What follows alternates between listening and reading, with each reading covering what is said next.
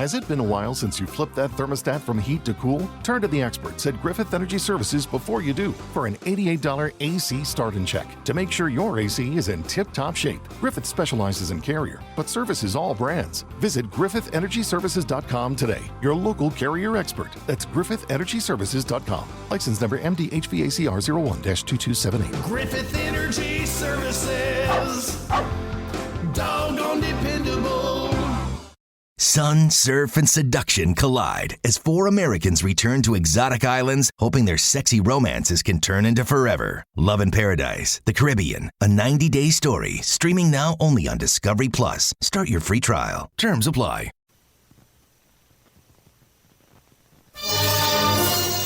It's the Opperman Report. Join digital forensic investigator and PI Ed Opperman for an in-depth discussion of conspiracy theories, strategy of New World Order resistance, high-profile court cases in the news, and interviews with expert guests and authors on these topics and more. It's the Opperman Report. And now, here is investigator Ed Opperman.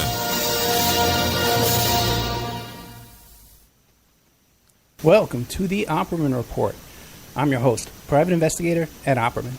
And this show is brought to you by Audible.com. You go to audibletrial.com/Opperman Report. You can sign up for free, and you get yourself a free audiobook. Let's see. If you are new to the show, if this is the first time you are hearing this show, please go to OppermanReport.com and check out the members section. We have a lot of additional content in the members section that's not available online, or it's not available over the air. It's only available to members, so check that out. And if you like what you hear on the radio tonight, please send me an email at oppermanreport@gmail.com. Speaking of the members section, I got a lot of stuff coming up. Monday morning, I'm taping a show about John Benet Ramsey. It's a very unique point of view on that case, so I'm looking forward to that. Also, too, I did a show on yesterday, with a man named Jeffrey Gilson. First time he ever did an interview about this book. The book is in pre-order, and I was able to get the first interview with this guy. Very, very interesting story. It's called Maggie's Hammer, How Investigating the Mysterious Death of My Friend Uncovered a Netherworld of Illegal Arms, Deals, Political Slush Funds, High-Level Corruption, and Britain's 30-year secret role as America's hired gun. Now, believe it or not, we're doing that interview, and what comes up in the middle interview? Adnan Khashoggi and Jeffrey Epstein. Okay, so it's definitely the kind of interview that this audience will love. Now, if you are listening to this show and you are located in the state of Arizona and you have ever considered advertising on the Opperman Report, please get a hold of me. Please get in contact with me at oppermanreport@gmail.com. We have a great opportunity to be on AM/FM in the state of Arizona. That will a 50,000-watt radio station in Phoenix that covers all the way from Phoenix. Let me take a look at this. All the way from Phoenix to Sedona, to Tucson, to Yuma, to Globe. It's a huge chunk. It's one of the top 10 radio stations in the state of Phoenix. We can get on there. I just need a sponsor. I need to bring a couple of sponsors with me. So if you want to get on board now, get on while the getting's good. Let's all get together and get down to Phoenix down there. Maybe I'll even move down there. Okay, tonight we got a great show. Great guy Tom Secker. His website is called spyculture.com. He also wrote a book called Secrets, Spies, and 7/7. Interesting guy. I was on his show. He has his own podcast. And I was checking out his website today. A lot of great stuff, all the same kind of stuff that our audience would love. His podcast, one is about Marilyn Monroe, the CIA memo, biggest ever FOIA release from Pentagon Entertainment Liaison Officers. He did a whole expose on CIA and Hollywood. Great stuff. Tom, are you there? Yeah, Ed, it's great to be talking to you again. Yeah, you almost gave me a heart attack, man. I didn't think you were Sorry, man. Sorry. Yeah. Yeah. Well, that's okay. Now I feel better. Now I can relax. Yeah. No, you've definitely got a show tonight. Yeah, thank God, man. Okay, man. So tell us about yourself. Who is Tom Secker? Well, I mean, I've got into these sorts of research areas years and years ago when I was in my early 20s. I guess that's probably not that old. But yeah, I mean, I made 2 films about the London 7/7 bombings of 2005 in 2010 and 2011. Those films came out. Then I wrote the book, Secret Spies in 7/7. While I was doing that, I was also running this website that I still have up. I just don't post there anymore, investigatingtheterror.com, which was looking into not just the 7/7 case, but a bunch of other major terrorist events that were either suspected or probably were some kind of state-engineered or false flag terrorist attacks. And then once I finished the book and I was looking at other areas that I was wanting to move into, other things that I was wanting to get into and talk about and just devote some time to researching properly, that's when I hit upon the spy culture thing. I noticed this was an emerging field, this relationship between military and intelligence agencies and popular culture, entertainment, and that they were using these as propaganda. So I thought that was the next area for me to get into. So that's what I've been up to for the last few years, at least anyway. Well, how old are you now? 32. Yeah, you look young. Okay. So you've been working on this since your 20s. And it's like 1 o'clock in the morning over there right now, right? Yeah, give or take. Yeah. Okay, 1:06. Now, you're also somewhat of an authority on Operation Gladio. Well, some people would say that. Yeah, I guess so. I mean, I'm one of those people who looks at a lot of these sorts of operations where you're talking about not necessarily the intelligence services, but often people within the intelligence services being involved in covert networks and being involved in very, very disguised, deeply disguised operations so that people don't know who it is that's pulling the strings. And as a result, Gladio is one of those things that came up, absolutely. Even looking at it from just within my own country and within my own kind of lifetime, the so-called the Troubles, the so-called War on Terror in Northern Ireland, all of that, so much when I was in my teenage years, I guess, and into my 20s, you had a series of parliamentary investigations and other things into what was going on there. And so often it would trace back to agents of the state of one sort or another, whether they be military or intelligence or police special branch and so on. So, yeah, this is something that, even affected me quite close to home in a lot of respects, let alone, what the British government and the American government has done all over the globe. And yeah, Gladio is a big part of that. And I do make the argument in my Disinfo Wars podcast for BFP, for boilingfrogspost.com.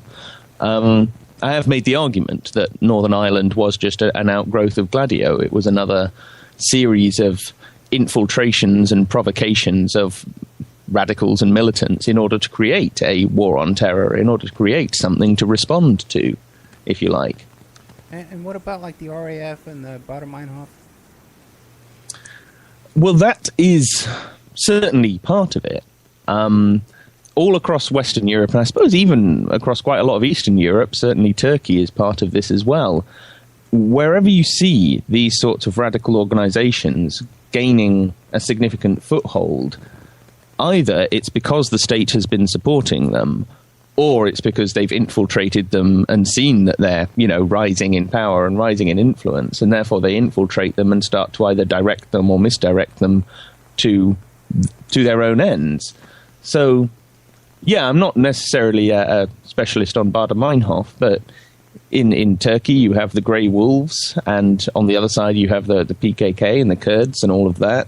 In Italy you have the Red Brigades, and the flip side you have Ordine Nuovo and the other kind of neo-fascist terror gangs. It's a very widespread phenomenon, for sure.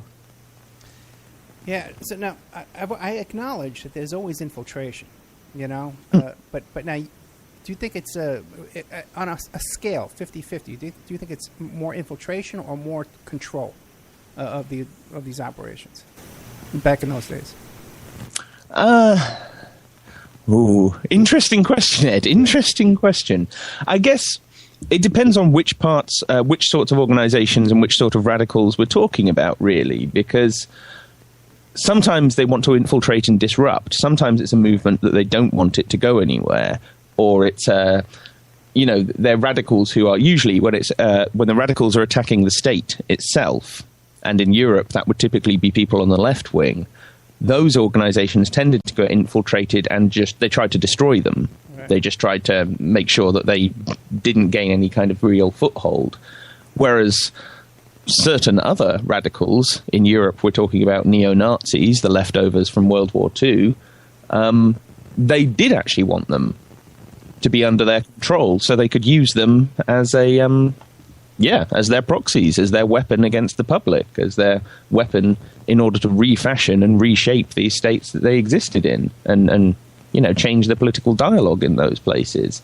So there's a lot of both. And that's all. That's a bit of a cop-out answer maybe, but I'd say there's a lot of both. It's not a cop-out at all, because once you start dipping your toe into these waters, there's so many conflicting agents and double agents and dupes, and every kind of combination, informants, that you're just spun around. You can't figure out what's going on, It can be a very tricky one, because certainly figuring out who the agents are, that's not necessarily that difficult in a lot of cases. And some cases we just outright know, okay? But you also have this problem of, well, who are these agents really working for? Are they working for people within these intelligence services? And does that mean they're actually working directly for the intelligence services, or is this part of some other network? Because this is one of the problems with Gladio, is that a lot of the time the people who were handling these gangs were certainly people within the intelligence and security services, but they were also part of Masonic networks, and they were also part of other sort of deep state networks. So certainly in trying to figure out who's really pulling the strings and what their agenda really is, that's the part that is often very, very difficult when your head starts really spinning. Right, and it's so hard to, it's so important to remember that there are private organizations, like you said, Masonic groups, even I believe in the Vatican, Scientology have their own agents, and these kind of groups, and then big multinational corporations have their own intelligence operatives working for them. So it's just, and then there's foreign intelligence. When I was involved in the Sarah Palin case, foreign intelligence agencies were trying to infiltrate my life. So it's just all a giant mishmash. You can't figure out who's who and what's what. Well, and don't forget, Scientology not only have their own paramilitary wing, but also supposedly the biggest infiltration of the US government in all history was done by Scientology. Wasn't the KGB, although, I mean, this is the thing. Some people would take that story about, what was it called, Operation Snow White, this big infiltration of various government institutions by Scientologists. A lot of people would look at that story and say, oh, that's supposedly the biggest infiltration. I get the impression that's probably not. But it was certainly a big one. And if a kind of weird Hollywood-based cult can do it, then who on earth else might be doing it? Yeah. Yeah, it was definitely a very ambitious operation, to say the least, And I saw it, too, again, back in New York City, back in the 70s and 80s, there was a group called the New Alliance Party that was an offshoot of Lyndon LaRouche. And they were up to the same exact thing. They were doing infiltrating school boards and PTOs and every kind of little place where they can get themselves into all over the place. And very interesting, later on, when Pat Buchanan ran for president, I guess it was around in the 90s by then, who was his vice presidential candidate was Lenora Fulani, who was from the New Alliance Party, from that group, a LaRouche offshoot. And no one says anything. yeah, I know. Well, a lot of people aren't following these things and aren't thinking, connect some dots here and figure out maybe there's a bit more going on. I know, but no, that's a good one. But not even like Pat Buchanan. He's Nixon's speechwriter. Okay, we know who he is. But where the hell does Lenora Fulani fit into this? No one asked him. No one says, what'd you pick her for? You would think it would come up. But now, what do you make of that? Okay, the local media and the news media and their role in all this, because you've done a lot of study in that too, as well. Well, it's a difficult one because, again, exactly who do these media belong to? Not just in the sense of corporate who owns them, but what kind of alliances and loyalties do they have? Because it really isn't like. I don't believe that after a major terrorist attack, you've got all of these different people in these different newsrooms knowing exactly what's really going on. Right. Because let's face it, even us, years and years, sometimes decades later, we can't figure out the exact details for ourselves, and we're like, really trying to. We're desperate to, when we have lots of time sometimes to devote to individual cases and try and figure things out. But I think in that, that rush to coverage that is typical of all news media organizations, there's a very dangerous dynamic that can be played on. It doesn't take that many people to seed a false story. And because so many news organizations are used to covering things without necessarily having to know whether or not they're true, they're covering something without, necessarily even thinking we're going to be talking about this in a week's time. It's just forgotten in yesterday's news and blah, blah. So, like I say, in that dynamic, it's quite easy for the odd intelligence agent to just slip in there and say this or that. And in the case we're going to be talking about tonight, it's very curious that just before the World Trade Center bombing, 93 one, you did have this CIA panel on, what was it called, on increased openness or something. And if you read the paperwork from this, they admit they have agents in every major news organization across the country. And this is from the early 1990s. And it said something very funny about how this has enabled us, the CIA, to turn certain stories that would have looked like intelligence failures into intelligence successes, or something like that. So they're clearly very, very much engaged in this. They're very, very much engaged in not only their own public image, but images of other events and people's perceptions of other events. And there is clearly a lot of people in the news media, without necessarily getting into names and individual examples, but simply the fact that the CIA are saying they have some kind of hook into every major news organization across the whole country, it's on a huge scale.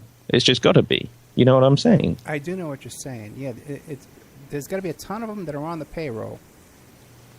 And then there's another bunch that are just dumb. They're just dumb, gullible people that just believe, they believe all this stuff. I'm friends with a couple of these guys, and there's one guy in particular, he was talking about how whenever he gets on a plane, he looks around for Muslim people. Yeah. And this guy's a big producer on HLN, And, well, you are, of course, rubbing up against that as well, that once certain prejudices, certain ideas, certain even ideologies and worldviews and overall philosophies, when they become, entrenched in a society, then, of course, people within media organizations are going to buy into these ideas. And you're right, there's a lot of them who just aren't that smart people. Yeah. They're just some people who, fancied being a reporter or something. And so, they get a phone call with something and their little tip saying, look in this direction. The fact that it might be from the CIA trying to throw them off the scent of something, they probably wouldn't even cross their mind, half of them. They don't even know who this person on the other end of the phone is. It might just be someone who calls them with a little tip every now and again. And that's all they know about them. But if the tips work out and if the people get drawn... Angie's List is now Angie. Summer is the perfect time to book your next home project. From lawn care to a new patio, Angie makes it simple to connect with pros who can get the job done right. See reviews, upfront pricing, and instantly book hundreds of projects. Plus, when you book and pay through Angie, we'll cover your project up to the full purchase price, plus limited damage protection with our Happiness Guarantee. Check out Angie.com, and for more on the Happiness Guarantee, go to Angie.com/happiness-guarantee.htm. Streaming only on Peacock. What do you know about Dr. Dunch? He was charming, intelligent. My patients mean everything to me. Based on the unbelievable true story. I can't make sense of it. Dunch has 2 deaths that we know of. The state of Texas has executed people for less. It's like he knew what he was supposed to do. And he did the exact opposite. Dr. Death, starring Joshua Jackson with Christian Slater and Alec Baldwin. I am going to fix you. All episodes streaming now, only on Peacock. What do you know about Dr. Dunch? Based on the unbelievable true story. I can't make sense of this. Dr. Death. Dunch has 2 deaths that we know of. Starring Joshua Jackson with Christian Slater and Alec Baldwin. I am going to fix you. All episodes streaming now, only on Peacock. To their stories and everything's successful, then what do they care if it's true or not? It's not even really in their job description to care whether it's true or not. It clearly isn't because, so many of them don't. Yeah, the hairstyle is more important than the brains, the facts, Well, or the sincerity or integrity of the person involved. Yeah. So true. Okay, so tell us now. I invited you on the show to talk about the 93 World Trade Center bombing. So tell us, first of all, a lot of people are too young to even remember that bombing in 93. And again, too, I just realized, this show is going to be archived, 10 years from now. So tell us what was the 93 bombing, the official story. Okay, I mean, the simple version is that a group of relatively young Islamic radicals took a truck bomb, put it in a rented Ryder truck, just like the Oklahoma City bombing, drove it into the underground parking lot, the underground parking garage at the World Trade Center, and blew it up. And they managed to destroy a surprising amount, in fact, of this underground parking garage, given that this is supposed to be one homemade truck bomb. But okay, they kill 6 people, they injure maybe about 1,000 more. So this was a relatively major attack. This was the first major terrorist attack of the post-Cold War period, if you like, or certainly in the Western world, certainly in America. So it helped to, I guess, establish this new war, the replacement for the Cold War. And it did certainly start the legislative process towards these insane counter-terror laws that we see now. That was something that wasn't necessarily on the table in 1992 as Bush was heading out of office. But, certainly after Oklahoma City, it was like, well, we've had 2 of them now. We've got to start legislating. We've got to start doing new things. So it all helped this whole process of building up the security state and building up the legal backing for the security state, which in some ways is the ever more worrying thing. You know what I mean? It's I don't think it will come as a surprise to most people that, governments have been doing this for decades. Mass surveillance, infiltration, provocation, assassination, all of these things. But increasingly what we're seeing in the modern time is that they're actually putting this into law.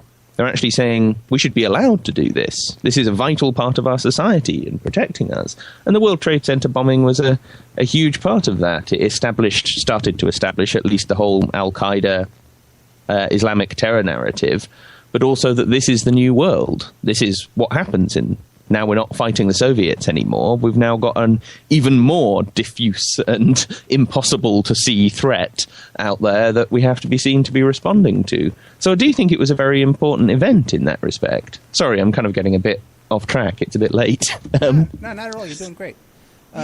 Now, even running up to the 93 bombing of the Trade Center, there was a bunch of other events too. Remember, there was the attack at the Vatican against the Pope.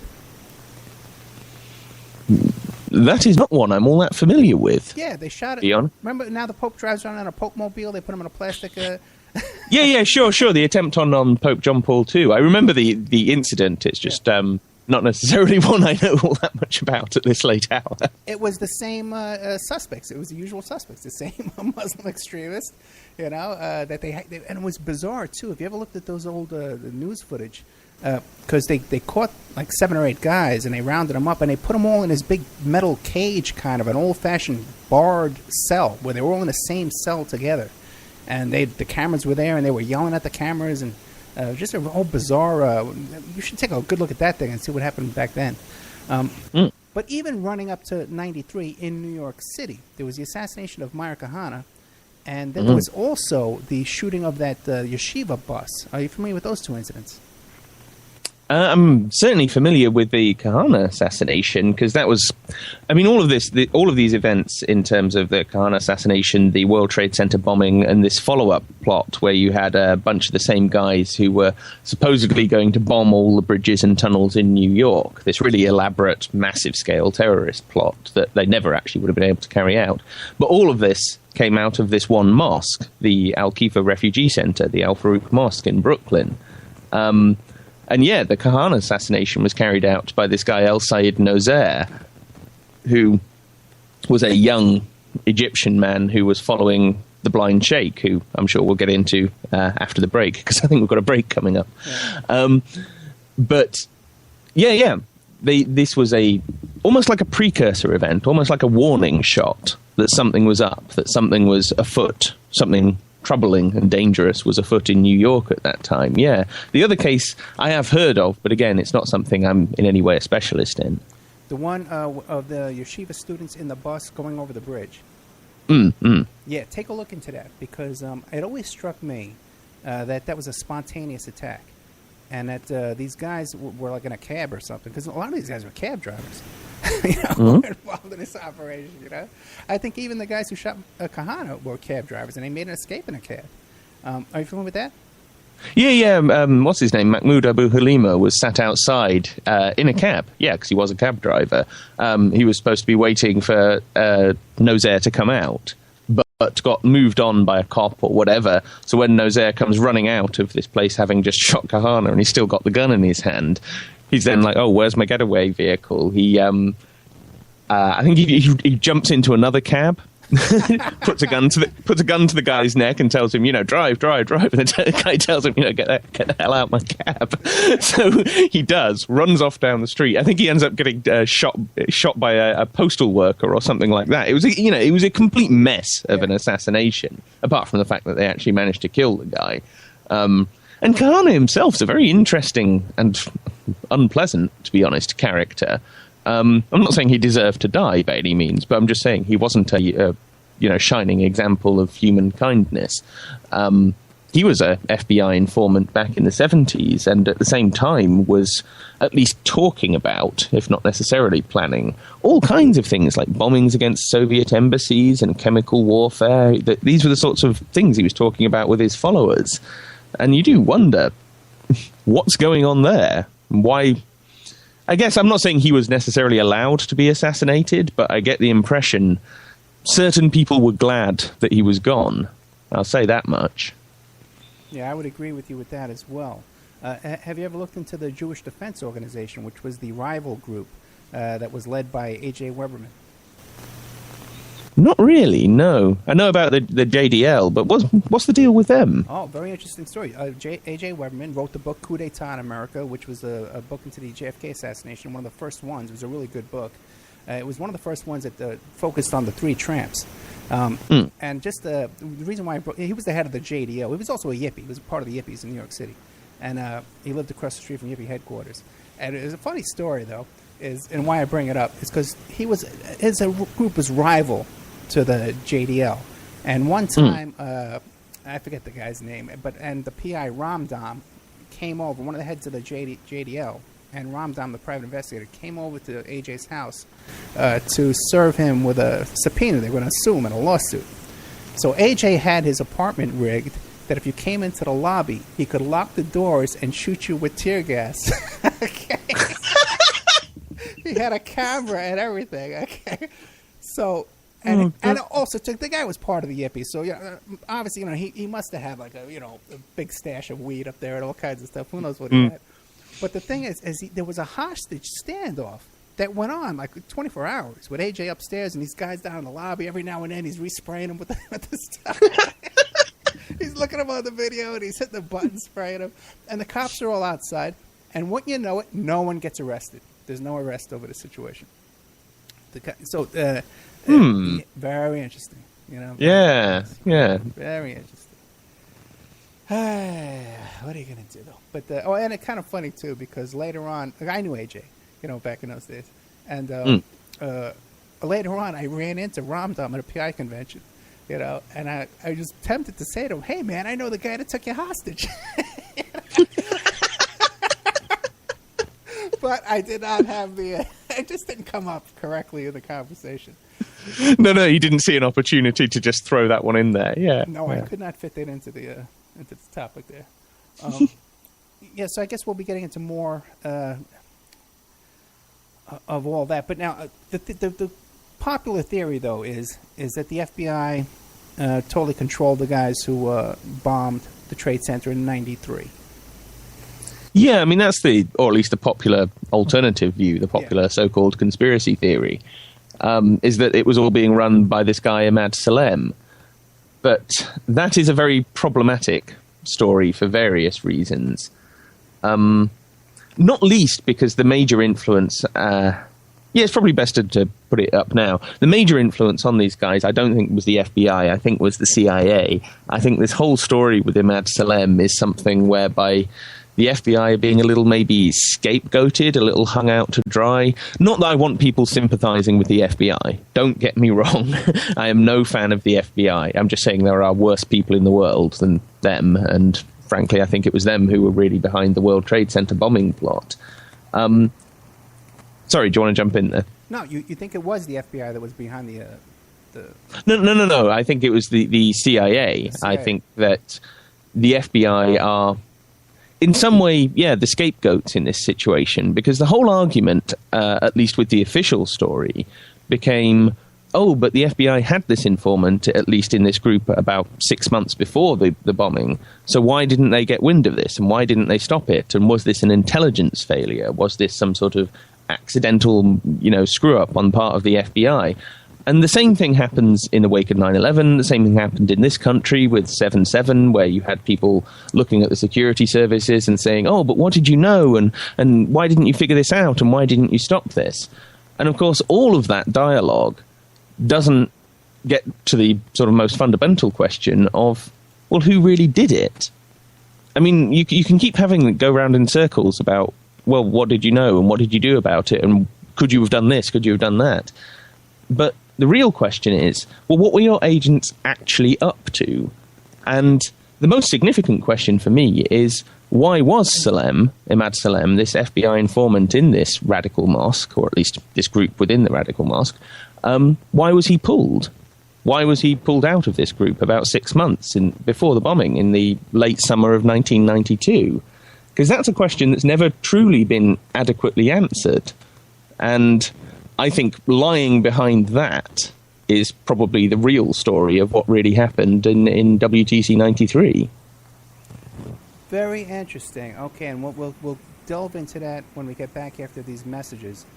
We're here today with Tom Secker. We're talking about the 1993 World Trade Center bombing. Tom Secker has got a couple of blogs.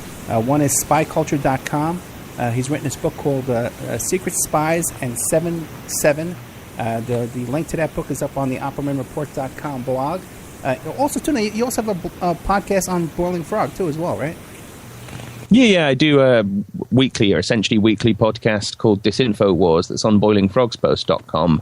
And I do the show Clandestine on spyculture.com, which is a sort of irregular, relatively, it's kind of a hobby show, really. Okay, very busy guy. Do you have a full-time job? You do.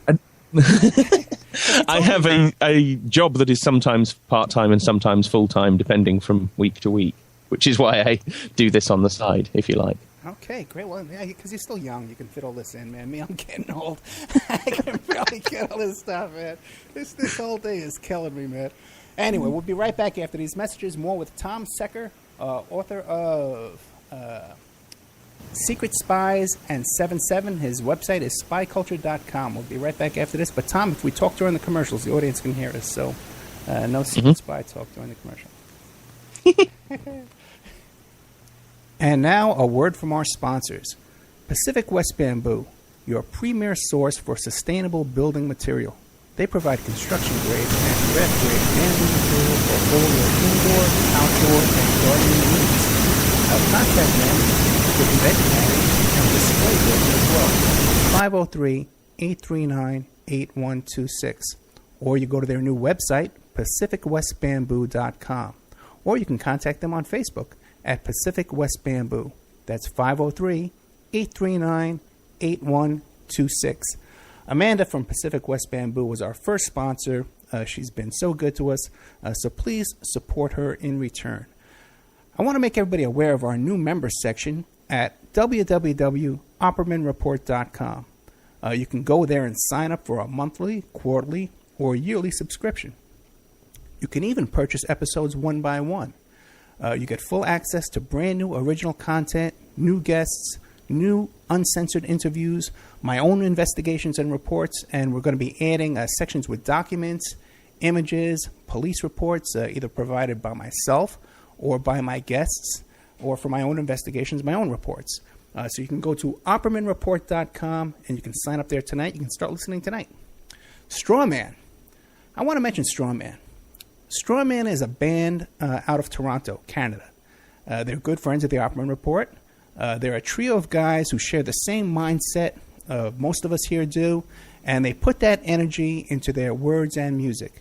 So check them out at strawmanmusic.com and drop them a line to let them know that you heard them here on the Opperman Report. We'll be doing an interview with Sean Duffy soon. You can get an autographed copy of my book, How to Succeed as a Private Investigator, by visiting my PI website, emailrevealer.com. We also offer a computer and cell phone forensics. We can recover deleted text messages to uncover infidelity. We offer asset searches, locates, email tracing, background reports, and we can even trace your spouse's email address back to internet dating websites to catch them cheating online. You can reach us at 800-572-9762, or you can email me at emailrevealer@aol.com. New World Mexican Women. Everyone loves the New World Mexican Women and their line of fine, handcrafted, authentic Mexican jewelry of stone mosaic and abalone stone inlay. In their first book, titled New World Mexican Women, available on lulu.com, they teach you how to make this jewelry, and they have a collection of love letters to their men from their hometown that have immigrated to the United States to find work. They have also published a new book entitled Azuquina to the Rodeo. It's about a young girl that falls in love with a rodeo bull rider, and she runs away with him without telling her family. You can find the New World Mexican Women by Googling New World Mexican Women. And you can ask them about their deals on wholesaling their fine jewelry and all of the other projects that they have going on. If you'd like to have your business or website advertised here and promoted all over the world on dozens of stations every day, give us a call at 800-572-9762 or email oppermanreport@gmail.com. And now back to our show.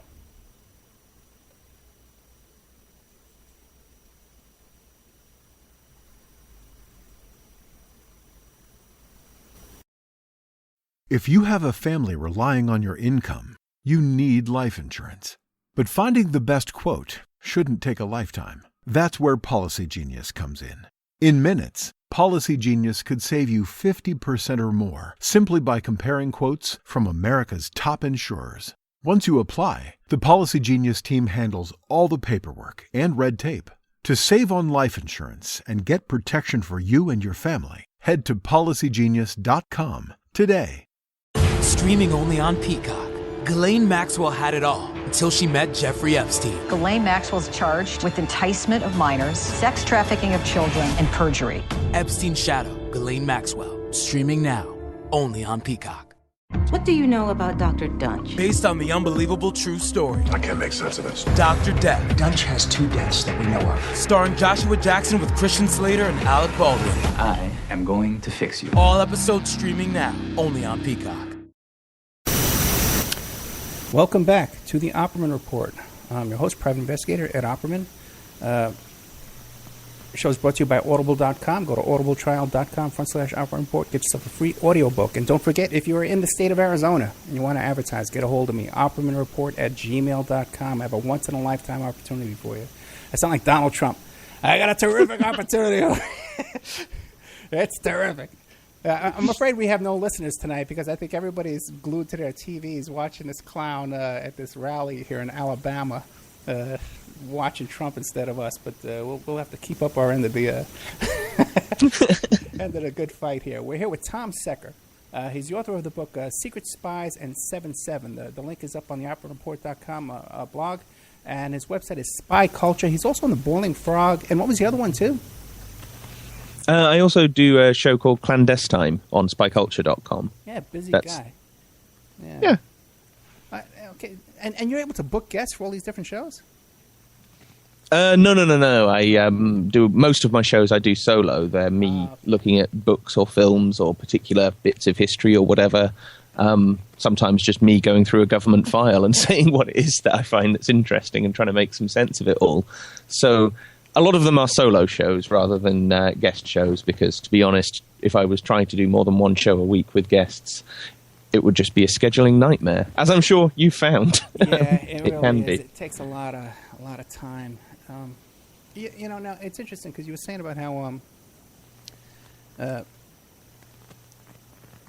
The FBI in the 93 case, after they did they started their investigation of this bombing. The theory is that they found this VIN number off one of the axles, and they were able to trace that back. So you just gotta imagine, and all that rubble, and they did it pretty quickly too, right? Did you check it? How quickly did they find that? Oh, you're talking a matter of days. Yeah, this is very, very strange because this is one of the problems, actually, with the whole case that most people have never really picked up on. But you're talking about one, like I say, homemade truck bomb that somehow manages to blast a hole through 5 or 6 floors of this underground parking lot. And I'm wondering, could it really do that? You know, could a bomb of that power, and at least from the tests that the army subsequently performed, because this was a very similar sort of bomb to the one that was supposedly used in Oklahoma City. And of course, there is this big thing there about, but there must have been extra bombs in the building, because no way did one little truck bomb outside the building cause all that damage. Problem with the World Trade Center is it's all indoors, and there aren't that many photographs and that much footage of this available for us to examine to try and figure this one out. But still, you're right. The point is, if this thing can blow a hole in 6 floors of this underground parking lot, then how did they manage to find this, wheel axle with the VIN number on within a matter of 2-3 days? And then they trace it back. They find the rental company that the van has come from, and they go and set up on the rental company. And lo and behold, they got, amazingly lucky, because by far the stupidest terrorist in history, this guy called Mohammed Salameh, who was, it seems, part of this plot to some extent, but he was a total buffoon. This is a guy, when they were building the bomb, they were driving around with the bottles of chemicals in the back of the car that they'd rented, and he managed to crash it into a lamppost. Oh my God. And injure the guy who's supposed to be building the bomb. And obviously, police and ambulance turn up to this accident scene, and they're desperately hoping they don't look in the back of this car and find what's in it. But anyway, so after the bombing, they turn up at this rental agency. They set up there with, bugs and what have you. And the guy comes wandering in because they were so disorganized that they didn't even have a proper exit plan for how they get out of the city after they'd done this thing. So he doesn't even have a plane ticket. He has to go back to the rental agency and claim that the van was stolen, tries to get his deposit back, or at least some of his deposit and his rental fee back, in order to buy a plane ticket to get out of there. And this is how the FBI catch him, and he is their entranceway into the rest of this plot and the rest of the gang around this bombing, with the exception of Ramzi Youssef, the bomber, who actually managed to fly out that very evening. He had a plan to get out, you notice, but none of the others did. It's very convenient. That's as absurd as it sounds.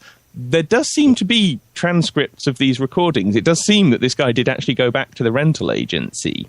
The part of the story that really doesn't ring true is this part about we set up on the rental agency because we found this axle in amongst these, hundreds of cars worth of rubble in the middle of the World Trade Center blast. That's the part that really doesn't add up for me, and I wouldn't have thought it does for you either. Well, and they were pretty quick to set up on the blind sheik too, right? Well, this is where the whole story gets much murkier and takes us somewhat away from the FBI, because this guy, the blind sheik, Omar Abdel Rahman, known as the blind sheik, he was a Egyptian radical Islamist cleric who was deeply involved in Operation Cyclone in the CIA's covert war in Afghanistan against the Soviets in the 1980s. And at the end of the 80s, in I think it was April or May of 1989, US officials in Egypt, embassy officials, went and met with followers of the blind sheik, who at that point was under house arrest because he was a radical. So they meet with him, with followers of this guy, and they discuss various things, including support for the blind sheik's Islamic group in Egypt. And the cables, the embassy cables recording these meetings, are signed by none other than Frank Wisner Jr., the son of the OSS and CIA man, Frank Wisner. So you've got to wonder what's going on here. And then the blind sheik escapes from house arrest, reportedly by hiding inside an empty washing machine, if you can believe that, gets out from under house arrest, comes to the United States. And the visas that were provided for him to get into the United States were provided by CIA officials who were posing as consular agents, consular officials in Egypt. And so he ends up in, I think, spring of 1990, he turns up in New York. And it's about maybe 6 months later, is it? I think it was November 1990 that El Sayed Nozair kills Meir Kahane. And it's just after that the blind sheikh takes over this whole mosque in Brooklyn. And the original emir in the mosque is killed, ostensibly, we can only guess, by followers of the blind sheikh. But mysteriously, once again, the police have no interest in this. And they take over the mosque. And it's not that long after that the FBI's... They already had a relationship with Imad Salem. He was already informing on them for them on Russian gangs and Russian mafia in New York. And it's not long after that he starts saying, there's this guy, the blind sheikh, who's in this mosque, and we've got to get in there and see what he's up to. So yeah, for a good maybe 2 years before the bombing, the FBI had this agent, this informant in there, monitoring what was going on, at least to some extent. So yeah, there is that. But I think this is, like I say, where it gets a bit murky, because that account of the blind sheikh, he meets with consular officials. Or rather his followers meet with consular officials. And the guy who's running the embassy at that time is the son of a very, very senior CIA man. Then the blind sheikh gets into the US on a CIA-sponsored visa. And this is all happening at the end of Operation Cyclone. This is after the Soviets are withdrawing from Afghanistan and the war is won as far as the CIA is concerned. So why would they be that concerned with getting the blind sheikh into the US, into New York, unless they had some other design for him, some other plan for him? And like I say, all of these events come out of this mosque and come out of this group of followers who are being inspired by the blind sheikh. So was he not a CIA asset? And in fact, was this not his role, his designed role, his desired role in all of this? No? Yeah, it would seem so. Yeah, if he was brought into the States by the CIA, for what purpose? Like you said, you're right. But then still, if he's brought in by the CIA and the FBI, this other guy Salam is informant to the FBI, they had to have had wiretaps on their phones and bugs inside the place there as well. Did that ever come out in the trial of the blind sheikh? Well, this was the problem, is that Salem refused to wear a wire. Okay. Because he thought, if they catch me with a wire on me, I'm done for. And the FBI were only paying him like a few $100s a month at this point. They weren't paying him an awful lot of money. So he was saying, it's not really worth it. The risk's just not worth it for me. And he had a family and so on. He had something to lose. So he was saying to his handlers, who was initially this Texan woman, by all accounts, very dedicated and very competent Texan woman called Nancy Floyd. But when he started informing on the blind sheikh, she had to kind of hand him over to the Joint Terrorism Task Force in New York. So he was then being handled by an FBI guy called John Antichev and a cop called Lou Napoli, who worked for the NYPD, and they were working together for the Joint Terrorism Task Force. So they're handling Salem at that point. And he is saying he won't wear a wire. They don't have any bugs per se, but it does seem that they were tapping phones, because some of the phone records and other stuff did come out in the trial. But the issue... there's 3 different trials. This is the other thing you have to remember for the World Trade Center bombing. You've got the first one, which is Mohammad Salameh, this idiot who goes back to the rental agency, and the small number of people around him. Then you've got a separate trial of the blind sheikh and a number of his followers, who were, to some extent, set up by Salem in a sting operation after the World Trade Center bombing. And then you've got the trial of Ramzi Youssef, who was the actual bomber, the guy who actually built this thing, who managed to escape detection, or at least escape capture, for like 2 years after the bombing, and was running all over Asia, causing all sorts of havoc. So there are actually 3 different trials. And trust me, the court records on that go way, way deep, and I have by no means read every last page of every last one of them. But no, they did not have actual bugs and wired informants going into that mosque at that time. No. Now, let me ask you this. Now, the blind sheikh. Okay, now, I think we can establish that there's something hinky going there, at least, with getting into the States with the CIA. Okay, fine. But now his attorney, this woman who's his attorney, you're familiar with that story, right? Yeah, Lynn Stewart, yeah. Right, okay, now, what is the deal with her now? Because she was arrested and charged with crimes helping the blind sheikh, right? Well, yeah, because when he was eventually, the blind sheikh was eventually arrested in, I think it was the summer of 93. And this is, after the bombing, the FBI rehired Salem for like $1.5 million, a lot more than they were originally paying him. So he re-infiltrates the blind sheikh's circle and basically works as a sting operative on all the tapes and in all the transcripts of his conversations, because at that point they paid him a lot of money and he said, okay, I will wear a wire. So there are transcripts of this stuff. And it's always Imad Salem sat there saying, oh, we could blow up the Brooklyn Bridge. We could blow up the United Nations headquarters. We could do all this kind of stuff. And so when it came to trial, there was actually a reasonable defense there of entrapment for that trial, for the second World Trade Center bombing trial. And Lynn Stewart was the blind sheikh's legal advisor, his defense counsel. And she did do some things that maybe weren't so wise. I mean, some of the money that was being moved around and was sort of exchanging hands at that point to pay for this defense trial was coming from some places that I think a lot of lawyers would have recognized was a bit dodgy. But she didn't necessarily break the law. This is the thing. I don't really see... It's only post 9/11 when they kind of had this atmosphere of, oh, anyone who was ever associated with any of these people is some kind of terrorist facilitator or terrorist sympathizer. It's only then that they nailed Lynn Stewart and started, harassing her and threw her in prison. But yeah, there's a great case to be made that she is in fact innocent here and that she's got caught up in some horrible deep state event and that she did actually nothing wrong, or did so little that's wrong compared to what else is going on here that she certainly doesn't deserve to ever have been in prison. Yeah. But then what is the theory then? That the CIA brought him in, but the CIA dropped him and stopped supporting him, and then he had to run out and get his own lawyer? And how does that work? Well, I guess the theory would be he served a certain function. Right. And his function was to get the whole world starting to focus on, this is the post-Soviet world. We're no longer worried about the evil commies coming over to, do whatever it is they were going to supposedly do. Now we've got to worry about something else. And it's now the Islamic terrorists. And the blind sheikh's primary role was to help inspire these young people and help radicalize them and brainwash them, we could call it that, into doing these sorts of things.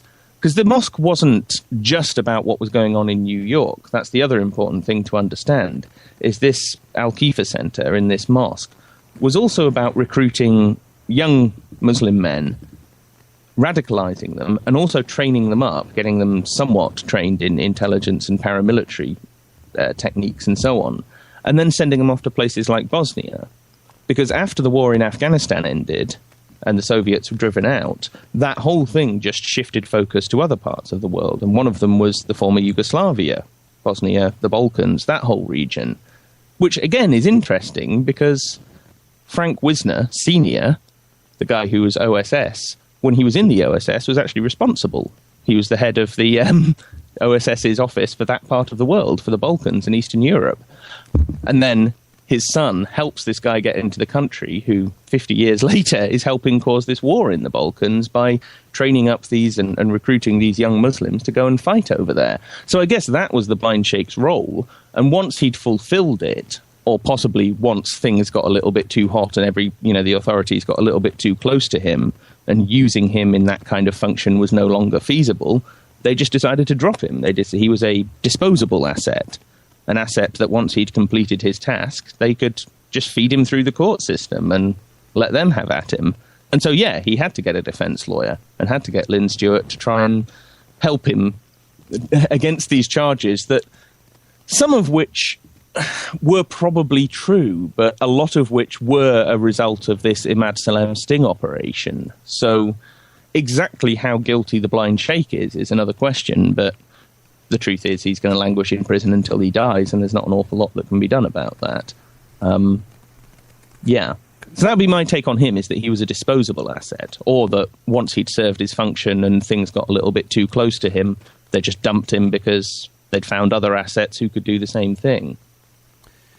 Couple of questions. Now, in these trials, in this investigation... Just a couple, Ed. Well, you know how it is, right? Yeah.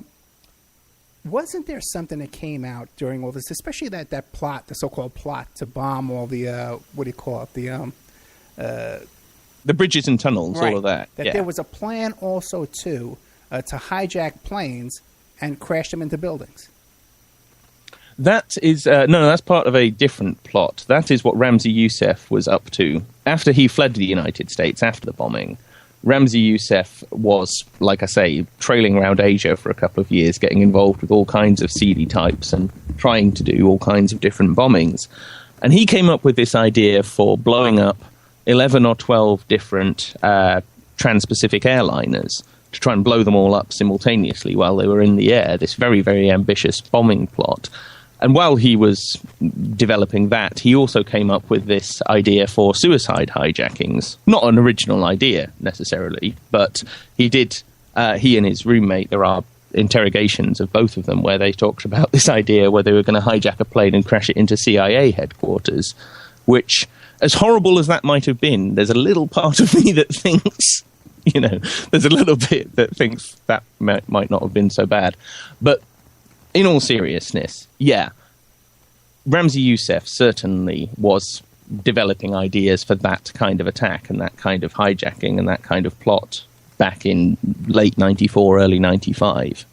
Now, what about that shooting that took place right in front of Langley, the exit to CIA headquarters right there on the highway? And was that involved with this group as well? Not as far as I know, but it has been hypothesized that it's got to somehow be connected. And that guy did sort of get away with it, at least for a few years, didn't he? As I remember, he just sort of drove up to the driveway up to go into Langley, got out his car, started firing a bunch of these vehicles, and then just jumped in his car and took off. And because the authorities didn't kind of catch up with him that afternoon, he jumped on a plane and got out the country. And it was several years later, wasn't it, before they actually eventually caught up with him? In fact, was that guy ever brought to ground and arrested? I'm not so sure. I don't know, but you know what? Just recently, there was a similar thing that went on in front of NSA headquarters in Maryland. You're familiar, and we don't know anything about what happened there. Just that there's a car full of dead people. As far as we can tell, you know. Yeah, I mean, I don't know what's really going on with these events, whether there's more to them or not. I guess it's always possible that some nutter might get hold of a machine gun and go and decide to shoot up the entranceway to a government building. On the other hand, never make the news because they don't have a story ready to go. Yeah. Well, maybe that's one of the signs, is that they didn't actually have a prepackaged story ready to sell people in the aftermath of this event. So maybe it actually wasn't them behind it, or I don't know. It's certainly odd, though. You're right that you have this event at NSA, and no one seems to really know what's going on and where the investigation is going and who did this. Yeah, nothing to see here. Caitlyn Jenner is getting arrested on PCH, for a car accident. But back to Bosnia for a second too, because a lot of people don't realize that you're right. We fighting on our side in Bosnia were these same Al Qaeda guys that later on supposedly were our enemies in Afghanistan. Yeah, it's a relatively seamless thing. I mean, just to take one simple example, one of the main figures in the Bosnian Mujahideen, which then became the Bosnian Muslim Army, the official army of the new country of Bosnia when that was created, one of the senior guys in the Bosnian Mujahideen was the brother of Ayman al-Zawahiri. And really? So there you have as direct a connection as you want. And there is a very, very interesting report and a very interesting book that came out of this, written by a Dutch history professor, a guy called Cees Wiebes, called Intelligence and the War in Bosnia, where he makes it perfectly clear that CIA, MI6, NATO, the Pentagon were helping to get these guys into the Balkans to cause chaos and to cause the breakup of the former Yugoslavia and to break this off into, what is it now, like 12 different countries? And that they were flying in arms and, organizing training camps. Basically the same things that were going on in the 80s in Afghanistan were just transplanted onto Eastern Europe and into the Balkans in the early, mid-1990s. In fact, throughout the whole of the 1990s. Yeah.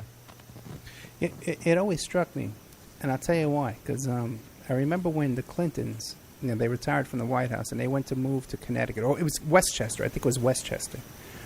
And there was a big local news stories about, okay, this is their new house and this is their new neighbors and this is their new neighborhood. And just down the street from the Clintons is a halfway house for Bosnian freedom fighters. And they went, yeah. And they went to the house and knocked on the door. Hey, you're happy to have Bill Clinton in your neighborhood? And you open up the doors. This was a house full of killers. You looked at these guys.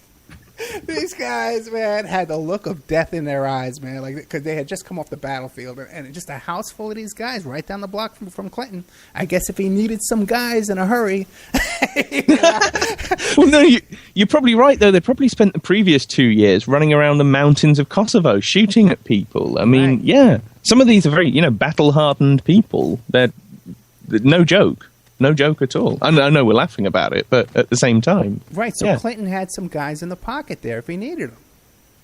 Quite possibly, yeah. Because what always struck me, too, another one, too, you never hear too much about this, is Ronald Reagan. Ronald Reagan had a best friend who traveled with him all the time, and he was described as a Cambodian freedom fighter. Really? Yes, he had with him all the time a former Cambodian freedom fighter, and you hardly ever see this guy. I try and search for him now and then on the web to find some information about it. But I remember watching this as a kid. I was like 18 years old, and watching this on the news, and they showed him. And one day, it was Air Force One, and he just kind of stuck his head out of Air Force One and looked around. And he had the look of death, man. Like a walking hitman, my God. So, these are the things that stick in my head. I see them, I can't forget them. Like I see Donald Trump right now making a fool of himself. Give it another couple of years and maybe you'll see Donald Trump hanging around with these sorts of guys as well. Donald Trump does have one of those guys, and I know his name. Oh. Okay. In fact, I sold a condo to him one time. And if you okay, is there anyone you don't know? I know. You know what? I try and live such a quiet life right now. You have no idea. I don't answer the phone. I hardly talk to anybody except these radio interviews. I try and stay out of trouble. I really do. I'm working here locally. I'm trying to get press credentials, to cover all the campaign events. Yeah. I'm getting heckled by the local newscaster over here. Is heckling me on Facebook. I'm just trying a quiet life, trying to get through life quietly. But if you want to check out Donald Trump's guys, okay, there's an interview with A.J. Benza where Donald Trump, A.J. Benza were on the Howard Stern show, and A.J. Benza calls out all the guys that are around Donald Trump and all those characters. He has some real, you might call them like mafia-type guys who travel with him and walk around with him when he's in Manhattan all the time. We are here with Tom Secker. He's a British-based writer, researcher, author, podcaster, and filmmaker who specializes in the security services, terrorism, and declassified history. His book is Secret Spies and 7/7. His main website is spyculture.com, but he's also on The Boiling Frog, which everybody loves that podcast. And what was the other one, too? There was one more, too. Clandestine is my other podcast. Clandestine. And I'll never remember it because it's too late. I can never absorb that in my head. We'll be right back after these messages with more of Tom Secker.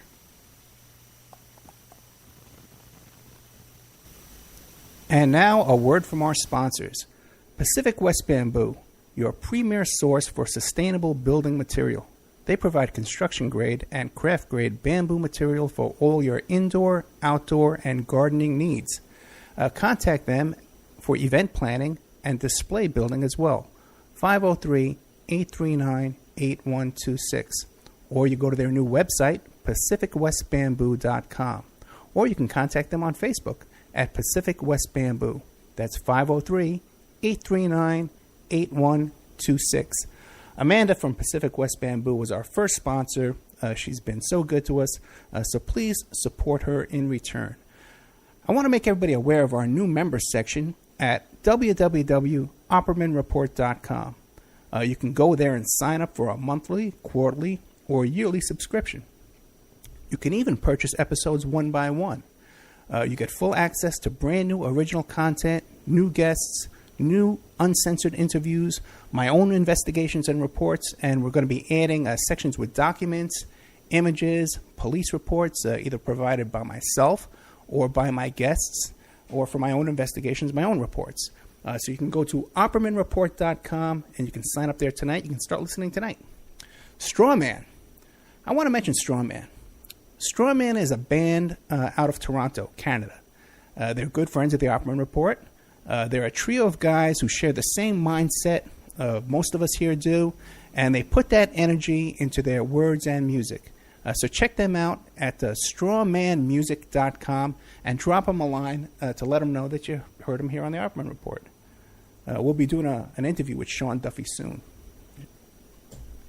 You can get an autographed copy of my book, How to Succeed as a Private Investigator, by visiting my PI website, emailrevealer.com.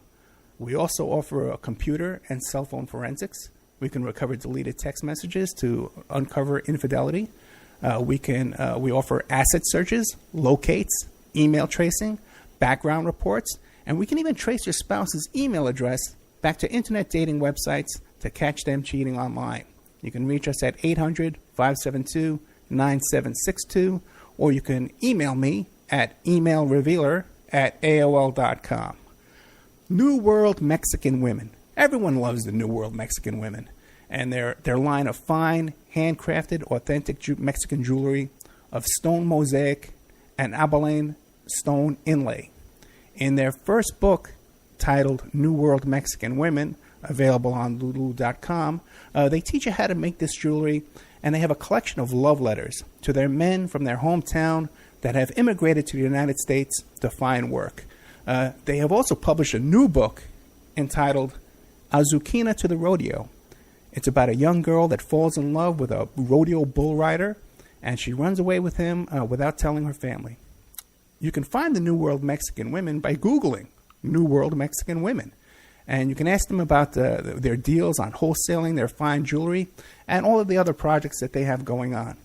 If you'd like to have your business or website advertised here and promoted all over the world on dozens of stations every day, give us a call at 800-572-9762 or email oppermanreport@gmail.com. And now back to our show.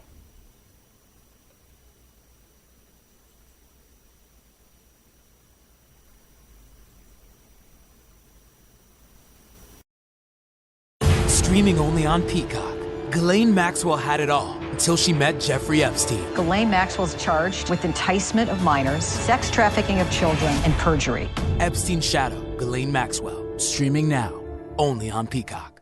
Streaming only on Peacock. What do you know about Dr. Dunch? He was charming, intelligent. My patients mean everything to me. Based on the unbelievable true story. I can't make sense of it. Dunch has 2 deaths that we know of. The state of Texas has executed people for less. It's like he knew what he was supposed to do. And he did the exact opposite. Dr. Death, starring Joshua Jackson with Christian Slater and Alec Baldwin. I am going to fix you. All episodes streaming now, only on Peacock.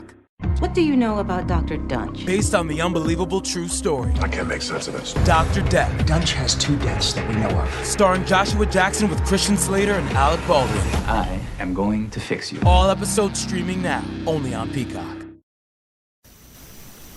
Okay, welcome back to the Opperman Report.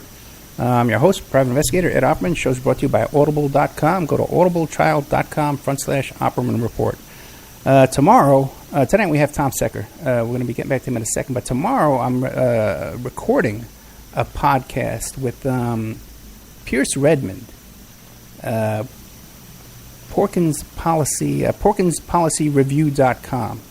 And we're going to be talking about good old Jeffrey Epstein. And by the way, I'm noticing some connections too to this Jared Fogle guy, the subway guy, and the Epstein case. So hopefully I'll be able to get into that tomorrow. And also, too, we'll be talking about Epstein and Trump and all the usual stuff, and Franklin scandal, all the wonderful things we talk about. Oh, boy. But tonight we're here with Tom Secker, fascinating guy. Guys, seems to have all this information at the tip of his tongue, just like I used to have when I was young. My memory's getting shot, my friend. His book is Secret Spies and 7/7, and one of his websites is spyculture.com. And he's also on the Boiling Frog, and the other one is called... Clandestine. Oh, man, I almost thought I had it. It's okay. I'll get it. And now, what else is there that strikes you about the 93 World Trade Center bombing that we should know about that throws up red flags and stuff like that? Well, okay. I mean, the timeline that we'd sort of got up to is that Imad Salem has infiltrated this group the first time round, before the bombing. And going up to the summer of 1992, things are going relatively well. He has infiltrated this group. He's providing regular reports back to his handlers. But one of the problems is he doesn't really trust these two guys from the Joint Terrorism Task Force. He only really trusts Nancy Floyd, his original handler. So he's actually meeting her a lot of the time, and she's the one debriefing him and writing down the reports of what he's saying and taking them back. So then you get this new guy in the summer of 92. This new guy takes over at the JTTF, and he doesn't believe in Salem. He doesn't trust Salem. He wants Salem to wear a wire. He's insistent on this. Salem explains, no, it's too risky. I'm not willing to do it, or certainly not for this piddling amount of money you're giving me. So he says, fire him. And exactly why Salem is then fired is something of a mystery, because he was a perfectly successful informant. And even if he wouldn't wear a wire, he was still providing them with useful information, and they weren't having to pay him a lot of money for it. But for some reason that's never been properly examined and explained, he gets pulled. And so you get into this whole question of, well, why was he pulled? And Nancy Floyd, this FBI agent who was at least running him in the original years, she starts poking around and she starts asking questions and saying, well, what's happened here? And particularly after the bombing, she's like, well, really, what's happened here? Because something went desperately, desperately wrong in that decision to get rid of this guy. And so the FBI, or at least the JTTF office in New York, they start leaking these rumors to the press that she was actually having an affair with Imad Salem. Really? And she ends up being subject to this internal affairs investigation. She basically has her career ruined because she started asking questions and trying to find out what was going on here. And she ends up, this otherwise, by all accounts, very dedicated, very competent, very capable agent, gets dumped and gets her career smeared, gets her public reputation smeared, all because she was trying to find out what was happening here. And that suggests to me there's some serious political pressure coming from somewhere.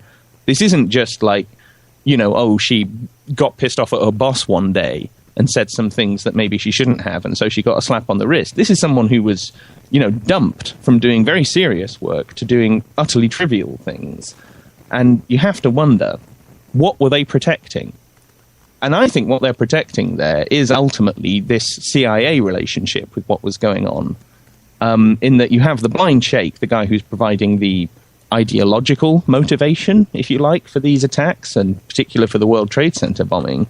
But you also have this other guy, Ali Mohammed, who, if people aren't familiar with, you have to find out about this guy, because it's just an astonishing story, really. Do you want me to get into Ali Mohammed? Yeah, sure.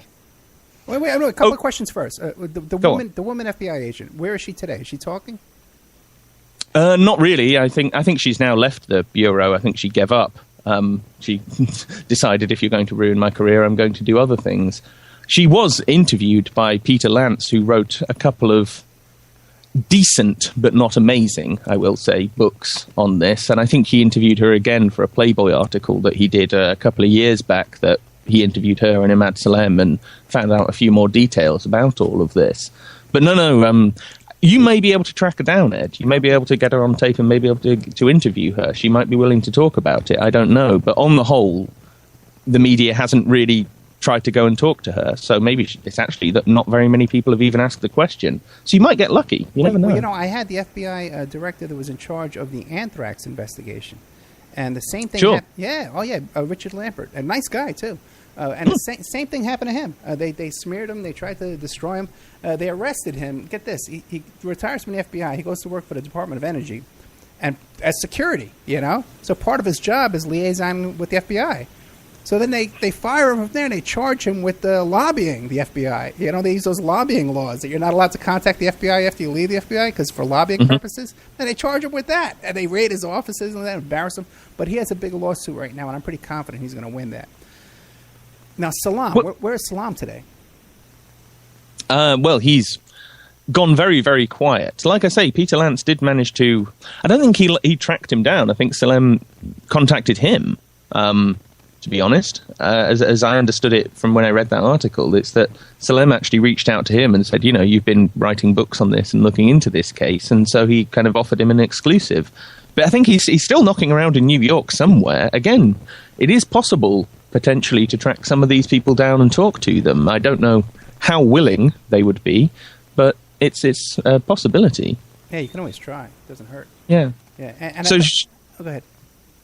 Well, should I get into this guy Ali Mohammed, because he really is also at the crux of all of this, skulking in the shadows. Yeah, sure. I feel. And if it's a funny story, sure, go ahead. Well, okay. This guy is just at the center of everything that's going on throughout this period. He was a Egyptian army officer, like Salem was, and it was his army unit who assassinated Anwar Sadat, the Egyptian president. But at the time that was going on, Ali Mohammed was actually in the United States on some kind of officer exchange program. And from several different sources, it was at that point that he was actually recruited by the CIA. And bear in mind, this is like back in 81, I think, that Sadat was assassinated. Right. So then he goes back to Egypt, and after Sadat is out of the way, Hosni Mubarak, of course, comes to power, and he starts cracking down on the Islamists and cracking down on random Muslims as well. And people like Ali Mohammed are thrown out of the Egyptian military and intelligence.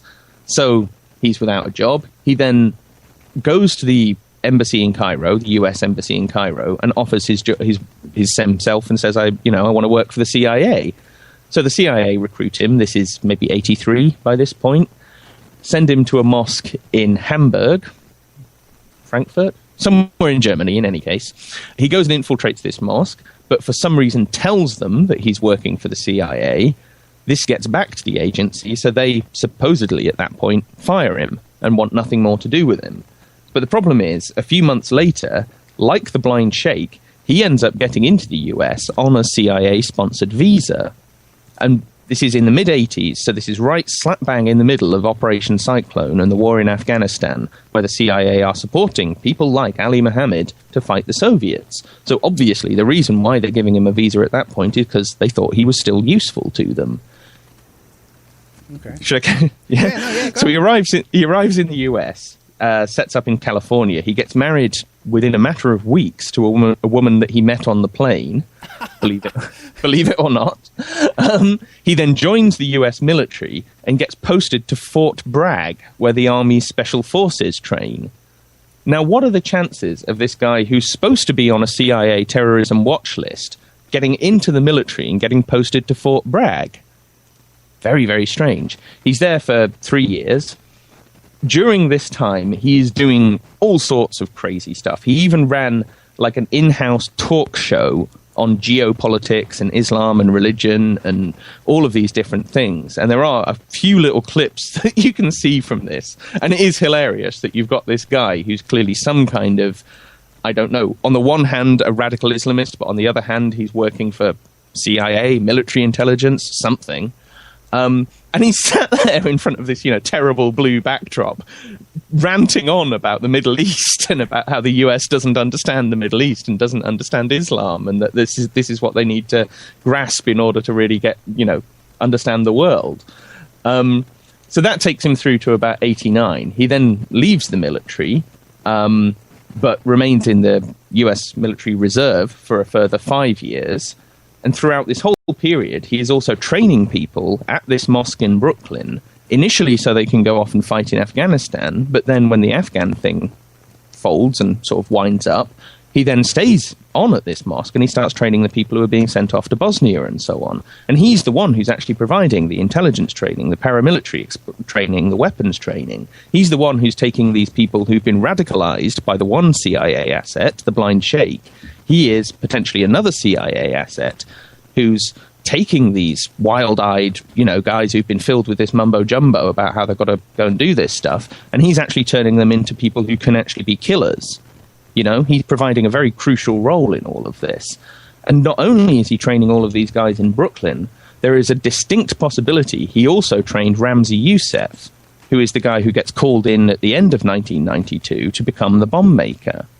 So if that's true, he trained the entire World Trade Center bombing gang, every single one of them.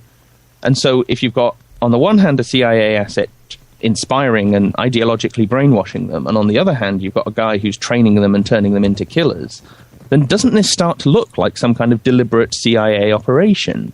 rather than something that happens by accident. These aren't assets who went rogue and, just decided one day to go off and do this. This is something planned by at least some people within the agency, would be my guess.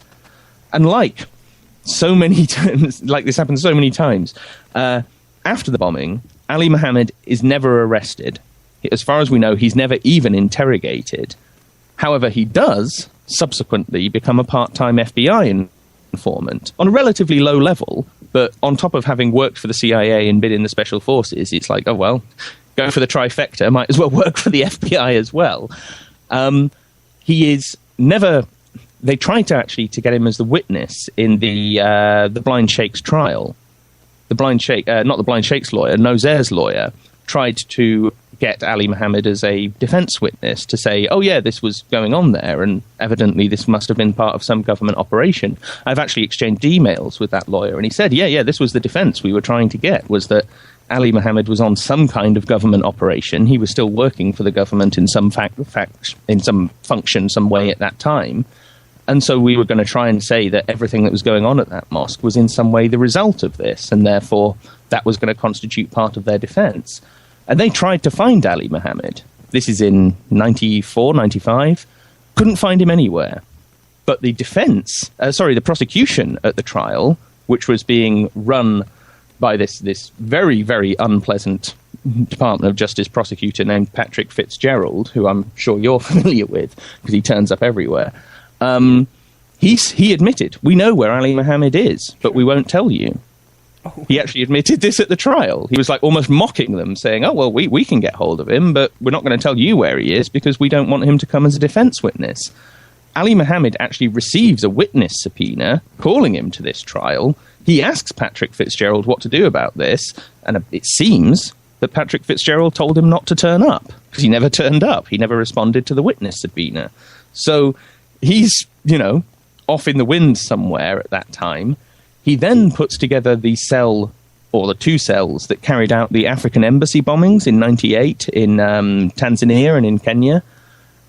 Okay. Meanwhile, he's training bin Laden's bodyguards. He's helping Zawahiri travel around the world. He's deeply involved in the whole development of Al-Qaeda in the 1990s in every significant way. And like I say, at the same time, this is a guy who was at least recruited by the CIA in the 80s, was in the Special Forces, and then became an FBI informant. So he's a wonderful, mystical story that I have a feeling if we ever found out the truth about, we'd understand an awful lot more about what was really going on in all of these events. That's amazing. And he was also kept, in close comfort by the prosecutor. But which trial was that, though, you're telling me about, that you contacted the lawyer? That was the Blind Sheikh's trial? Which one? That was the second trial, the Blind Sheikh's trial, yeah. Really? Okay. So their defense was going to be, I was going to ask you about this, so their defense was going to be, hey, this whole thing was a CIA operation. Well, not necessarily a CIA thing, but they had the Blind Sheikh's defense was primarily focused on Salem and trying to say that Salem set this up and that this was an FBI sting operation.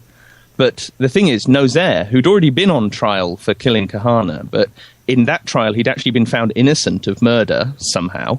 Not guilty of murder, but he'd been imprisoned on gun charges because he was running around firing this gun in New York. So when they get around to finally busting up the Blind Sheikh and all of the gang around him and putting him on trial, they put Nozair on trial again for the Khan assassination, saying that this was part of some seditious conspiracy, that this was part of some larger conspiracy. So they're not charging him with murder as such, they're charging him with conspiracy to whatever.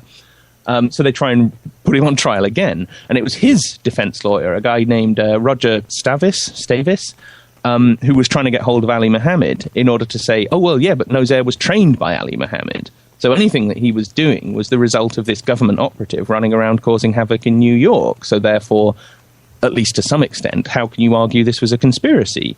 If he was doing all of this as the result of some kind of government operation, then how can it be fair to call him a partner in a criminal conspiracy? So it was in that trial, and it was particularly with Nozair's defense, they were trying to argue this is the result of some higher government operation rather than just an FBI sting operation. You know something? Did you look up the newspapers in New York at the time to see if they were reporting on any of this? Because I don't remember any of that coming out in the press. Oh, there is a few bits and pieces. Yeah.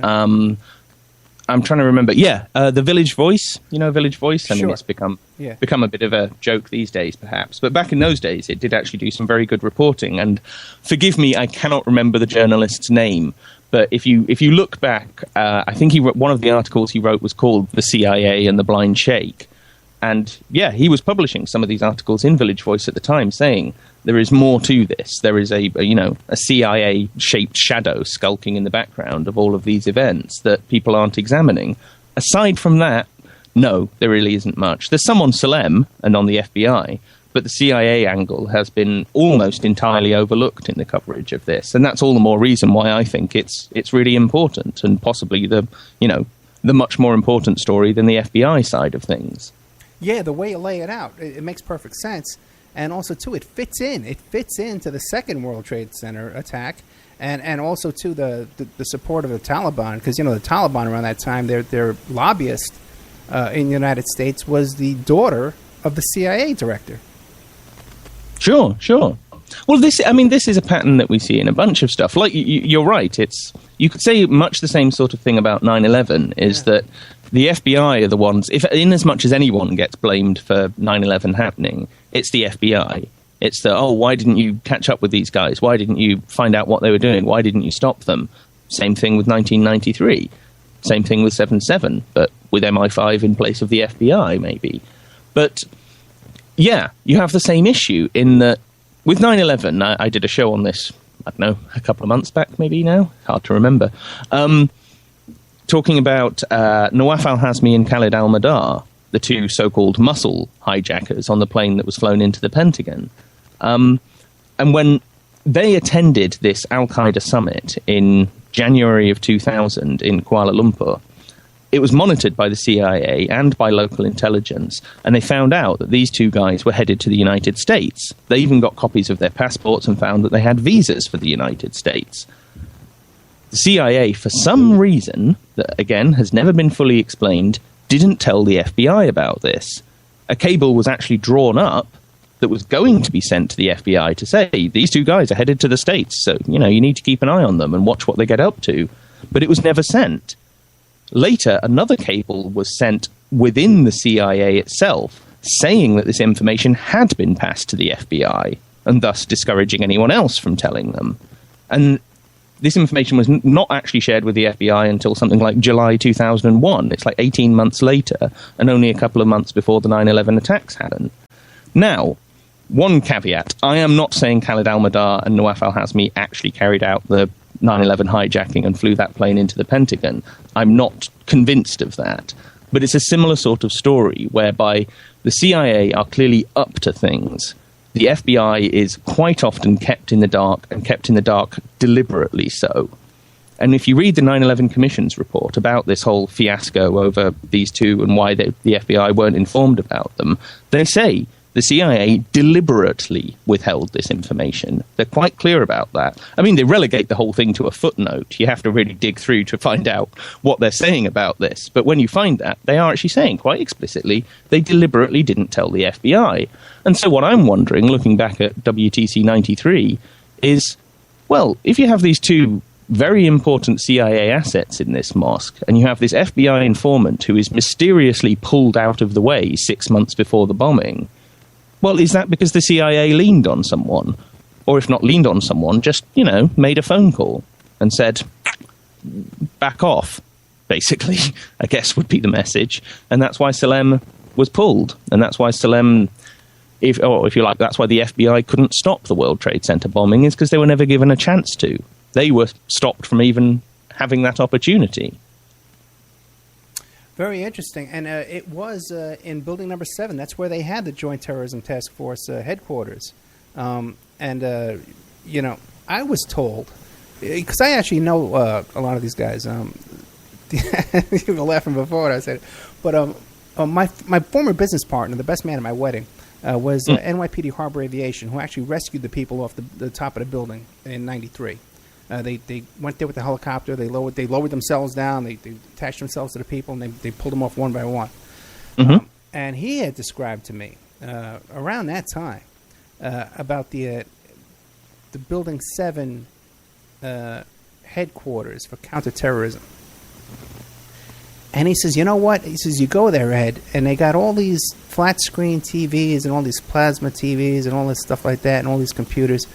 He goes, but, you know, it's all for show. It's all for press conferences because nothing really goes on there. You know? And wouldn't surprise me, yeah. Yeah. Because this is another question I have, is that, I mean, this joint terrorism task force that we're talking about back with the 93 bombing, that was, I think, the prototype. That was the first one of its type in the US. And they set it up in New York because, I guess, New York was the obvious place. I mean, now you have them everywhere. You have, you know, even in tiny little, relatively irrelevant cities, we'll have some kind of interagency task force on terrorism. But back then, you've got to wonder, why did they even set it up? Why did they even have this thing? It's not like terrorism was that important in the United States in 1992. It wasn't really until 9/11 that it became such a big political thing. But even, you see what I'm driving at here, that they have this institution that, like you say, has all of these flashy gizmos and all of this, you know, great-looking stuff. But they didn't stop 93. It seems that they didn't do an awful lot in terms of stopping 9/11. So, well, what are they really there for? Like you say, is this all just PR and for show and to say, but also to try and sell that narrative to people, you know, to try and sell that idea of terrorism is this big threat that's out there and that could strike at, you know, any moment in any place. And that whole thing really isn't true. But if you have all these institutions and all these guys stood around saying, oh, yeah, we process all this information and we get it all up on the big screens and have a good look at it, then it sounds like, oh, this has got to be serious. Look at what the government's doing to respond to all of this. Look at all their big television screens. Right. It must be real, right? Because back in those days, it cost $5,000 a piece. This is, you know, flat screen TVs back in, you know, yeah, it was big. The only people that had them was P. Diddy. No, sure. It's not like these days where you can get them for $100 from China. Yeah. Right. Hey, have you ever looked into the work of Daniel Hopsicker? Somewhat, yes.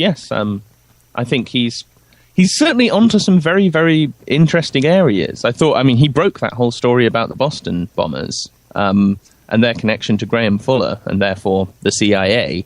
So, yeah, he's into some very, very important areas. I'm certainly not going to dispute Daniel Hopsicker's work. He's a very good investigative journalist, I think. Ran out of propane? No need to drive to the store when you can get propane delivery straight to your door with Cinch. CYNCH. Cinch brings the tanks to you. It's easy and convenient propane home delivery. Here's how it works. Go to cinch.com, that's CYNCH.com. Enter your zip code, select your delivery date, and drop-off location. It's really that easy. Just set your used tank out for pickup the night before your delivery, and Cinch handles the rest. There's no ongoing commitment when you try Cinch, and they accept any and all tank brands for exchange. Not a Cinch customer yet? What are you waiting for? New customers can get their first propane tank exchange for just $10 with promo code TANK10 at checkout. That's CYNCH.com, promo code TANK10. Turn up the heat this summer with Cinch. Ridiculously easy propane grill tank home delivery.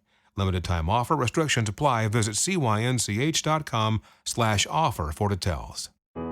In the fight against COVID-19, testing offers another layer of protection in addition to vaccines. Go to vdh.virginia.gov and search by zip code to find a free COVID-19 test near you. A message from your Virginia Department of Health.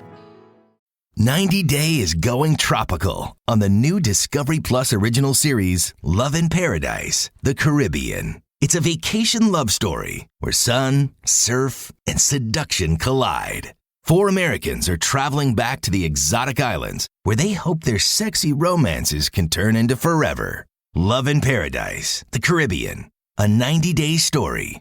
Streaming now only on Discovery Plus. Start your free trial. Terms apply. Yeah, me too. And before that, he was, you know, in 9/11, you know, he did all that work on the flight schools. So much he's revealed. And he even found the stripper girlfriend, Muhammad Atta's stripper girlfriend. He interviewed her for a good half hour, an hour like that. I was like a video of her. Yeah, and it's the same kind of thing. These cast of characters just kind of wandering around. They got money. Who are they? Sometimes they're at bars and they're with strippers. The next time they're Muslim fanatics. Well, you got to wonder about that, haven't you? When you think, okay, so these guys were involved with Huffman Aviation, who by all means are, all accounts, are some kind of CIA front company. People with either those people or people using those identities are staying on military bases, but they're also hanging around with strippers and taking cocaine. These people sound a lot more like James Bond than they sound like, Islamic terrorists, don't they? They sound a lot more like government agents of some description. Yeah, and bizarre stories. They're carrying a big trunk full of gold up a stairs and some apartment. like Krugerrands and a pistol. Yeah. Yeah, like they can't get this stuff more organized than they have it. Anyway, we better take a commercial break now. We're with Tom Secker, great guest, man. I love this kind of information, and I love how you're so thorough and you know all the details. You go back and you look up the court documents. I really appreciate that kind of work. Tom Secker, Clandestine is one of his websites. Another one is spyculture.com. His book is Secret Spies and 7/7. That's on my Opperman Report blogspot.com. You can find it there. And he has also a couple of podcasts. He has one on Boiling Frog and one on Clandestine. And I think there's even some podcasts on spy culture as well. So we'll be right back after these messages with more with our guest. And now a word from our sponsors. Pacific West Bamboo, your premier source for sustainable building material. They provide construction-grade and craft-grade bamboo material for all your indoor, outdoor, and gardening needs. Contact them for event planning and display building as well. 503-839-8126. Or you go to their new website, pacificwestbamboo.com. Or you can contact them on Facebook at Pacific West Bamboo. That's 503-839-8126. Amanda from Pacific West Bamboo was our first sponsor. She's been so good to us, so please support her in return. I want to make everybody aware of our new members section at www.oppermanreport.com. You can go there and sign up for a monthly, quarterly, or yearly subscription. You can even purchase episodes one by one. You get full access to brand new original content, new guests, new uncensored interviews, my own investigations and reports, and we're going to be adding sections with documents, images, police reports, either provided by myself or by my guests, or for my own investigations, my own reports. So you can go to oppermanreport.com and you can sign up there tonight. You can start listening tonight. Strawman. I want to mention Strawman. Strawman is a band out of Toronto, Canada. They're good friends of the Opperman Report. They're a trio of guys who share the same mindset most of us here do, and they put that energy into their words and music. So check them out at strawmanmusic.com and drop them a line to let them know that you heard them here on the Opperman Report. We'll be doing an interview with Sean Duffy soon. You can get an autographed copy of my book, How to Succeed as a Private Investigator, by visiting my PI website, emailrevealer.com. We also offer a computer and cell phone forensics. We can recover deleted text messages to uncover infidelity. We offer asset searches, locates, email tracing, background reports, and we can even trace your spouse's email address back to internet dating websites to catch them cheating online. You can reach us at 800-572-9762, or you can email me at emailrevealer@aol.com.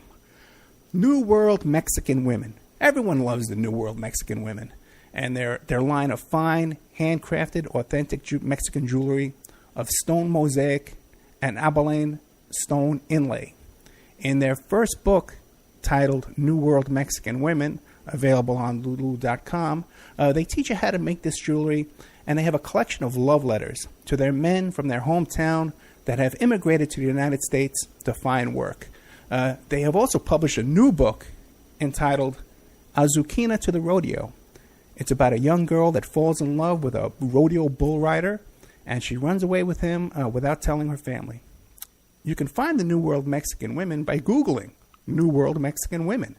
And you can ask them about their deals on wholesaling, their fine jewelry, and all of the other projects that they have going on. If you'd like to have your business or website advertised here and promoted all over the world on dozens of stations every day, give us a call at 800-572-9762 or email oppermanreport@gmail.com. And now back to our show.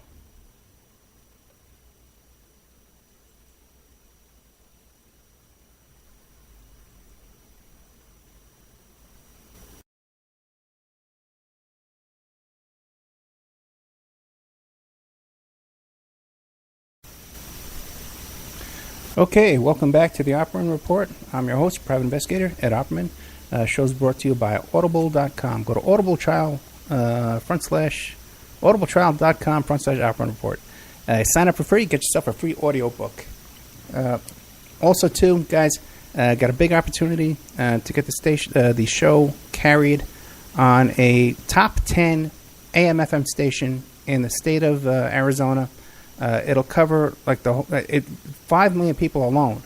It reaches the potential audience we can be covering there. It's one of the top 10 stations over there. I just got to bring with me some sponsors. So if you've ever wanted to advertise, this is the absolute time to get in now on the ground floor and take us to this next level. I'm going to be getting these press credentials here to heckle these, to ask questions at these press conferences. Oh, man, maybe I'll bring Tom with me. We'll go down there. We'll go down to the Trump convention. We got Tom Secker. We're talking about the 1993 World Trade Center bombing. He's the author of these books here. This book, Secret Spies and 7/7. His main website is spyculture.com, but he's also on the Boiling Frog and another website called Clandestine. Before we get, I'd like to talk about your book a little bit, but before we get to that, is there anything left over we need to know about 93?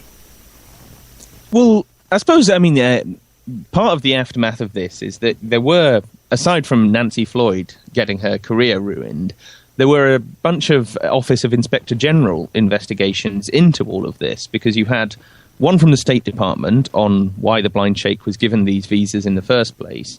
You have one from the CIA, which hasn't in any way been made publicly available. And you have one from the Department of Justice, who were looking into the forensic side of this investigation, which they screwed up completely.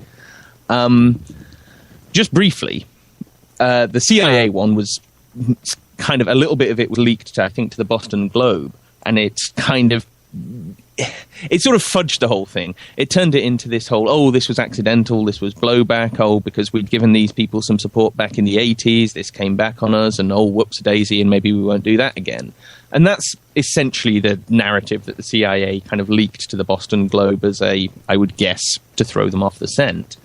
You have the one in the State Department, where they were looking into these visas being that were given to the blind sheikh. And basically what that concluded was, we can't decide whether or not it was right to give these visas to the blind sheikh, because we never got to look at the files from Cairo from when they were making the decision. So clearly the State Department went to their own embassy in Cairo, asked them for these files and these discussions, and, why were these visas given?